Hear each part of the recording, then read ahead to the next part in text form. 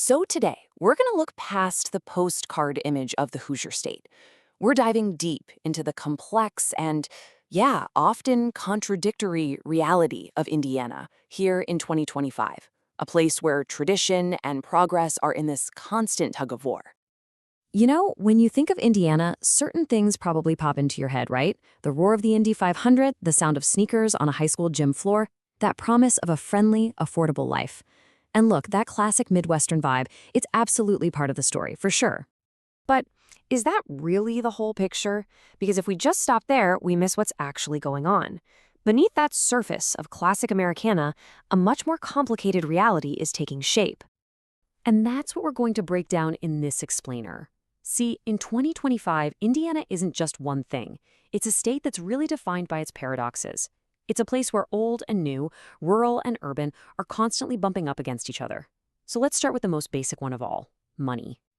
All right, first up, let's talk about the thing that affects pretty much everyone living there, the constant tug of war between what things cost and what you actually bring home in your paycheck.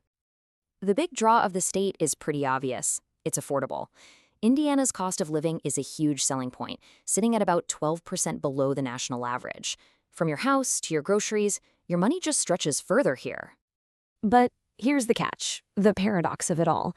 While your dollar might go further, the catch is you might have fewer of those dollars in your pocket to begin with. Wages, especially once you get outside of the big cities, often trail behind the rest of the country, and that creates a constant financial balancing act for a lot of families. So what you end up with is an economy that's stable, but it's not necessarily booming for everybody. The state's backbone is still those traditional industries, manufacturing, logistics, with giants like Eli Lilly and healthcare really anchoring things. And yeah, Indianapolis is seeing some really exciting growth in the tech sector, but the overall outlook for 2025 is, well, it's modest. And this economic reality, it directly shapes the state's political scene. And this tension you see with money, it spills right over into the state's social and political fabric. From a distance, Indiana looks like one solid red state. But when you get up close, you see it's really a patchwork of deeply divided communities. I mean, if you just look at the State House in Indianapolis, the picture is crystal clear. The Republican Party has total control. They hold supermajorities in both the House and the Senate, which basically means they have more than enough votes to pass laws without a single vote from the Democrats. But, and this is a big but, that statewide dominance doesn't tell the whole story. Democratic influence is actually really powerful, but it's packed into these specific pockets. The big city of Indianapolis, the college town of Bloomington, and that heavily industrial area in the northwest corner they call the region. In these Blue Islands, the political reality on the ground feels like a completely different world from the rural areas surrounding them.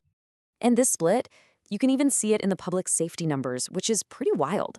Statistically, Indiana as a whole is actually safer than the U.S. average. Violent crime is almost 13% lower.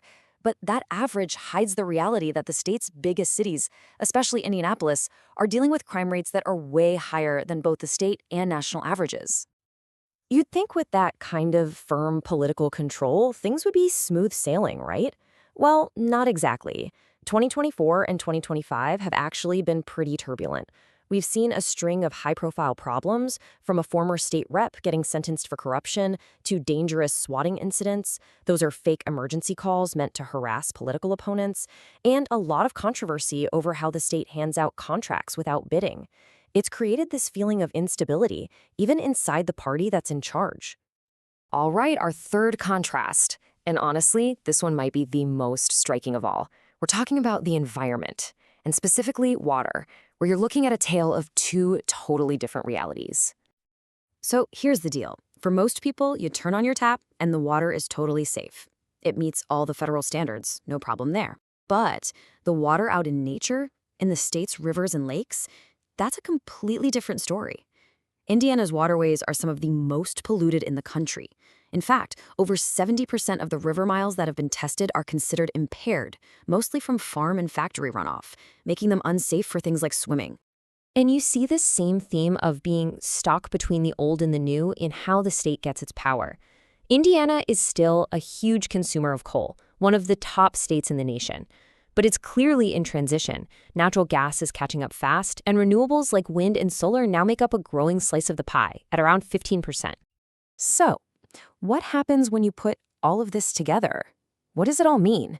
It means that Indiana in 2025 is a state standing at a crossroads, getting pulled in one direction by its past and in another direction by its future.